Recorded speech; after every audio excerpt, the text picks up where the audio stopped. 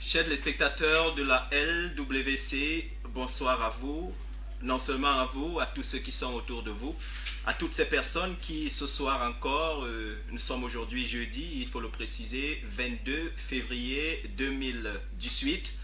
Comme pour dire, le temps est en train d'avancer et nous avons ici chaque fois l'assurance, non seulement pour nous, mais pour chacun de vous, que vous êtes en train d'évoluer, que l'année au fur et à mesure qu'elle avance apporte dans votre vie tout ce qui vous a été souhaité et tout ce que vous vous êtes souhaité vous-même. Sauf que sur la LWC et particulièrement sur Une dans la Cité, nous continuons avec nos programmes. Nous continuons et cette fois de manière assez particulière avec l'actualité. Parce que nous avons choisi de donner cette nouvelle orientation à notre émission, commenter à notre manière l'actualité, ces choses qui arrivent ici et là, parfois dans la ville de Bafoussam, dans nos communautés à Bafoussam, parfois à l'extérieur de Bafoussam, et on va parler du Cameroun, et parfois aussi à l'extérieur tout simplement, on va parler de l'actualité internationale.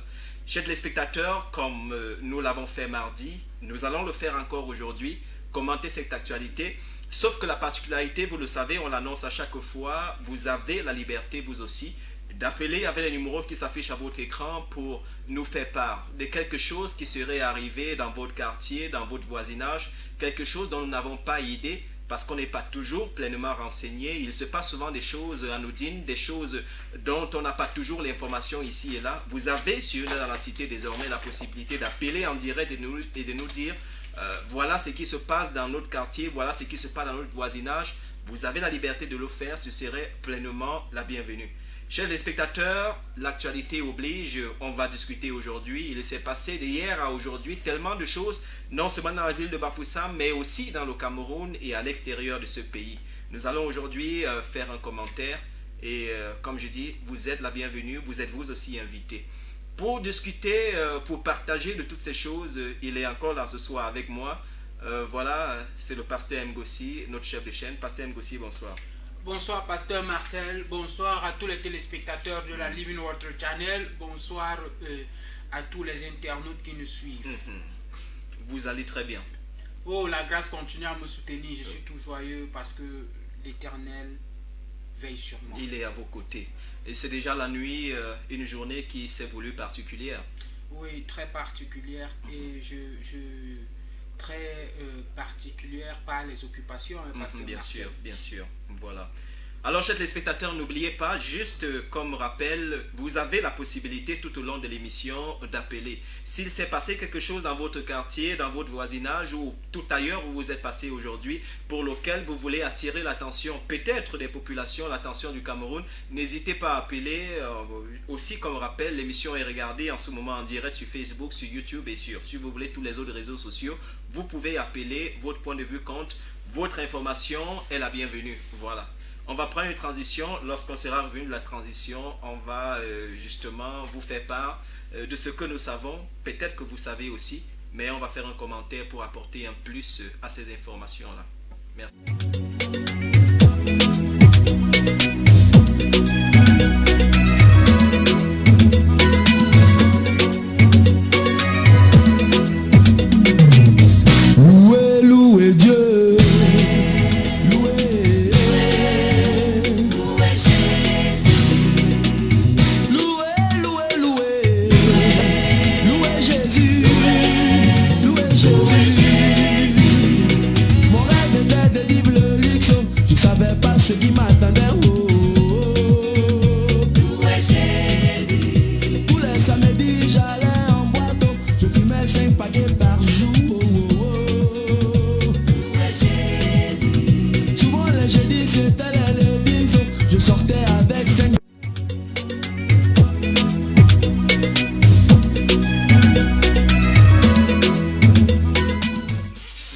téléspectateurs, nous sommes revenus de cette transition, quand même assez courte, c'était le temps pour vous et pour nous. Déjà, de vous rassurer que l'émission est en direct, comme quoi, si vous souhaitez intervenir, n'hésitez pas à le faire, parce que, voilà, c'est du direct tout simplement. Et puis, pour nous aussi ici, de mettre 2-3 idées en place, question de vous satisfaire pleinement. Actualité oblige, on doit commencer avec Bafoussam. Nous sommes quelque part le 8 février 2018. Il s'est fait qu'un certain monsieur rentre chez lui après son travail et lorsqu'il arrive à son portail, comme par habitude, il klaxonne pour inviter les enfants à venir ouvrir le portail. Sauf que lorsque ceux-ci viennent ouvrir le portail, après qu'ils soient entrés, pendant que les enfants essayent justement de refermer le portail, il entre chez le monsieur 6 hommes, terriblement armés, et ils prennent, si vous voulez, en otage, j'ai envie de dire, je ne sais pas si je dois parler d'une certaine prise d'otage, sauf que la suite de l'histoire nous donne de comprendre que les messieurs les ont ligotés, justement, le chef de famille, sa femme, les enfants, ils les ont entièrement ligotés. Ils ont pris des objets de valeur, ils ont pris une importante somme d'argent, et avant de partir, ou alors pour partir tout simplement, ils sont partis avec 2 enfants. Je vais citer ici les noms. Il s'agit de Morgan Djuko Kandem et de Ornel Nguyen Kandem. Voilà le nom, ou si vous voulez, les noms des 2 enfants, âgés particulièrement ou précisément de 13 et 15 ans. Je vais réciter les noms. Morgan Djuko Kandem et Ornel Nguyen Kandem. L'affaire, justement, ou alors les circonstances de ce que je vous révèle ici, se passe en fait le 8 février, justement, de cette année. Et il se fait, justement, que depuis le 8 février, les parents n'ont aucune nouvelle de ce que sont devenus leurs enfants. Ceux qui sont partis avec les enfants, on a envie ici de dire, les cambrioleurs et les kidnappeurs, justement, parce qu'ils ont joué les 2 rôles, sont partis et jusqu'ici n'ont pas essayé justement d'entrer en contact avec les parents pour leur donner de savoir s'il s'agit d'un kidnapping tout simplement, ou les parents devraient peut-être débourser une somme qu'on va appeler la rançon avant de récupérer leurs enfants. Voilà, les parents sont sans nouvelles depuis, et voilà, ça fait un bout de temps déjà. Il faut rappeler ici que le gouverneur, ou alors la dame justement qui est gouverneur à l'ouest en ce moment, a fait une visite justement à la famille comme pour les encourager, pour les soutenir et leur donner un certain espoir, comme quoi peut-être dans les jours qui viennent, on aura des informations sur ces enfants. Et on profite sur la LWC en ce moment pour passer aussi cette information comme quoi vigilance, parce que voilà le mot que le gouverneur utilise lorsqu'il rend visite justement à cette famille. Les populations devraient être vigilantes, comme quoi voilà, si vous avez une information justement relative au kidnapping de ces enfants, vous pouvez vous rendre auprès des autorités compétentes justement pour passer l'information. Pasteur Mgossi, une situation à l'ouest en ce moment quelque peu préoccupante. Il ne s'agit pas du premier kidnapping, il faut le rappeler. Il y a eu quelque temps avant notre kidnapping, je ne vais peut-être pas citer les noms ici, où si vous voulez, la personne intéressée a simplement dit « Je n'ai pas l'argent que je vais dépenser, si vous voulez tuer mes enfants, vous les tuez tout simplement parce que je n'ai pas les millions que vous demandez. » Alors, comme quoi le kidnapping, jusqu'ici on se disait c'est une affaire du Nigeria ou des autres pays voisins, mais voilà qu'au fur et à mesure c'est en train de gagner du terrain, et particulièrement à l'ouest. Ça attire votre attention, cela? Ça attire beaucoup mon attention, pasteur Marcel. Et avant même de développer, et je vais prier, toute personne qui a, ou alors qui est chrétienne, il ne s'agit pas seulement des pasteurs, ou alors des prêtres, mais je voudrais parler aux chrétiens et aux sympathisants du christianisme d'implorer la grâce de Dieu, le pardon de Dieu pour le Cameroun. C'est très important. Écoutez, pasteur Marcel, lorsque nous on grandissait, à un certain moment, il n'y avait pas ce genre de choses. Et lorsque, je me rappelle, à un moment donné, je crois que quand je faisais la CIL, j'étais à l'école publique et on a fait passer un communiqué qui disait qu'il y a des blancs, c'était une histoire de blancs à l'époque, qui se baladaient avec des voitures pour kidnapper des enfants. Et qu'est-ce qui se passait? En réalité, on a passé le communiqué aux enfants en leur disant voici comment faire. Lorsque vous marchez en chemin, déjà marchez en groupe. En groupe, exactement. Donc, il ne fallait pas que les enfants rentrent seuls. Premièrement, marcher en groupe. Deuxièmement, lorsque une voiture s'arrête, prenez la fuite. Quel que soit, à moins que ce soit la voiture d'un parent. Si vous ne connaissez pas la voiture, si l'un d'entre vous ne connaît pas cette voiture, prenez la fuite. Voilà comment est-ce que c'était organisé et ça a disparu. Jusque dans les années 2000 où on voit la chose réapparaître. Mais maintenant, ce n'est plus une affaire de blanc, mais maintenant c'est devenu une affaire de frères qui kidnappent les frères. Quand je parle de frères qui kidnappent les frères, ça veut dire que les Camerounais qui kidnappent les autres Camerounais.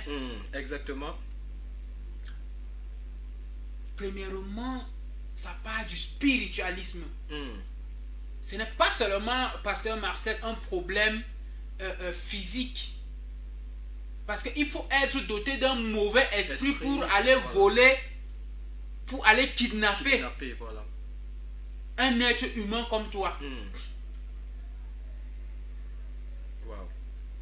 Donc c'est pourquoi j'appelle d'abord à l'intercession pour la nation camerounaise. Ce n'est pas seulement un problème, c'est un esprit qui est là, qui est en train de rôder et qui est en train de qui cherche à boire le sang. Écoutez-moi bien, s'il n'y a pas de rançon, les enfants seront tués. Oui, bien sûr. C'est un sang innocent qui est versé. Écoutez-moi bien, et même s'il y a une rançon, ou alors si il y a la rançon, bien aimé, qu'est-ce qu'on aura fait à ces enfants là-bas? Exactement. Les viols, les maladies, et tout. Imaginez-vous ce que les enfants vont rentrer avec étant là-bas. Le traumatisme n'est pas de Dieu. Si l'enfant est traumatisé, c'est un démon qui vient toujours lui rappeler les choses qu'elle a vécues afin qu'elle ne soit pas en santé et en paix. Exactement. C'est pourquoi il faut prier. Parce qu'il faut le rappeler ici, la particularité même, ce n'est pas si les enfants sont encore vivants ou non. L'inquiétude aujourd'hui, surtout que les ravisseurs ou alors les kidnappeurs n'ont pas essayé d'entrer en contact avec les familles ou avec la famille, on a envie de dire. On sait aujourd'hui au Cameroun qu'il y a un problème particulier, c'est celui justement de la vente des organes. J'allais en arriver. Voilà, exactement. J'allais en arriver, pasteur Marcel, dans mon développement, parce que je parle d'une affaire qui est d'abord purement spirituelle. Ça, c'est le monde des ténèbres. Je parlais de si on lâchait les enfants, qu'est-ce qu'ils auraient subi. Maintenant, lorsqu'on quitte le côté du traumatisme, il peut s'avérer que ces kidnappeurs, on leur a demandé des organes. Et voilà 2 vies. Voilà le sang innocent qui est versé pour des pratiques comment dire, sectaire. Bien aimé, il faut prier. Le temps est à la prière. Le temps n'est pas je sais pas moi, à se chamailler avec le voisin, à perdre le temps, je sais pas moi, devant Novelas ou quoi que ce soit. Le temps est à la prière. Bien aimé, ne dis pas que ça ne vient pas de ta famille. Ne dis pas que non, je ne suis pas Bamileke. Ne dis pas que non, ce n'est pas mon voisin. Mais pourquoi? Parce que demain ça peut t'arriver. Voilà. Ça c'est vrai. Écoutez-moi bien, pasteur Marcel, tu venais de dire tout à l'heure qu'il y a de cela quelque temps, on a aussi kidnappé les enfants de quelqu'un et il a dit qu'il n'avait pas d'argent. S'ils veulent tuer les enfants, qu'ils n'ont qu'à tuer. Écoutez, avant, lorsque ça s'est produit, certainement ce monsieur, pas pour dire, peut-être dans sa tête, pour lui, il ne s'est pas gêné. Il a dit, bon, ok, ça le regarde. Exactement. Et voilà, c'est arrivé à lui aussi. Bien aimé, c'est pour te tirer, en fait, c'est pour attirer ton attention. Pour te dire, ça peut être toi demain. Ça peut être ton enfant demain. Ça peut être l'enfant de ton frère demain. Voilà. Il est temps que nous nous levons dans la prière. La Bible dit que les armes avec lesquelles nous combattons ne sont pas charnelles. Il ne s'agit pas d'avoir, je ne sais pas moi, une massue, une machette chez toi, oui, ou alors un pistolet. La preuve, on a kidnappé le sous-prophète. Lui qui est censé avoir des armes et je ne sais pas moi, avoir une garde. On l'a kidnappé. Exactement. Donc, bien aimé, les armes que nous devons combattre avec, il ne s'agit même pas du kidnappeur, parce que lui-même a besoin du salut. Rappelez-vous que sur la croix, il y avait un voleur, un malfaiteur, voilà, à qui Dieu a pardonné les péchés et il s'est retrouvé dans le ciel. Parce que même le kidnappeur a besoin du salut. C'est pourquoi je vous dis, le problème doit être traité beaucoup plus spirituellement que physique. Voilà. Donc, bien aimé, voilà ce que je voudrais dire pour cela. Et je souhaite vraiment, je veux passer, comment dire, mon affection à ces parents. Exactement. Et leur dire, nous sommes de tout cœur avec vous. Voilà. Et nous allons vous porter dans nos prières. Voilà. Je me rappelle encore, pasteur Marcel, ce matin, nous parlions avec mon époux ce matin, nous parlions des choses qui allaient dans ce sens. Et nous étions en train de prier. Ok. J'espère que votre prière est parvenue jusqu'au ciel et que justement dans les jours qui viennent, les parents qui en ce moment sont particulièrement attristés et même inquiétés justement du sort de leurs deux enfants, on rappelle les noms, hein, on ne sait jamais, Morgan Nduko Kandem et Ornel Ngenyo Kandem. Voilà les deux enfants justement qui ont été enlevés le 8 février de cette année 2018 pour lesquels justement jusqu'à cette heure on n'a aucune information. Les kidnappeurs qui, lorsque le parent justement de ces deux enfants revenait de la maison, voilà, ont enlevé les enfants, n'ont encore donné aucune nouvelle de qu'est-ce qu'ils veulent exactement pour ces enfants. La grande peur aujourd'hui, c'est qu'ils ne soient pas arrivés au pire. Mais ce n'est pas ce qu'on souhaite. Voilà, on continue de prier et d'espérer que les choses se passent dans les conditions qui conviennent et que les enfants, au final, reviennent à leur domicile. Voilà. Chers téléspectateurs, pasteur Marcel, je voudrais, pour chuter, ajouter un petit peu quelque chose. Hein. Généralement, à l'époque aussi, nous avions ce qu'on appelait l'autodéfense dans les quartiers. Je sais que le gouvernement se bat pour nous mettre en sécurité. Les forces de l'ordre se battent comme elles peuvent, mais ça ne suffit pas. Je crois que si on pouvait repenser, parce qu'à un moment donné, l'autodéfense dans les quartiers apportait beaucoup de remue. Donc les malfaiteurs se mélangeaient à ça pour faire leurs sales besoins. Je crois que si on pouvait repenser une manière une autre manière d'autodéfense, ce serait bon, ce serait bien pour nous. Wow. On espère justement qu'on parvienne à là. Sauf qu'aujourd'hui, on a peur que les Camerounais soient particulièrement occupés pour les questions de chercher du pain pour la famille, qu'on n'ait pas assez de temps et d'énergie justement. Mais vous cherchez le pain pour quelle famille qu'on va kidnapper demain? Bon, voilà. Quand tu aurais fini de chercher le pain et qu'on a kidnappé la famille, là, tu ferais quoi de ce pain? Bon, la question reste posée justement aux intéressés. On va devoir poursuivre, mais on va prendre cette habitude parce qu'après chaque actualité présentée ici, il faudra partir pour une transition et là, on sera revenu juste après.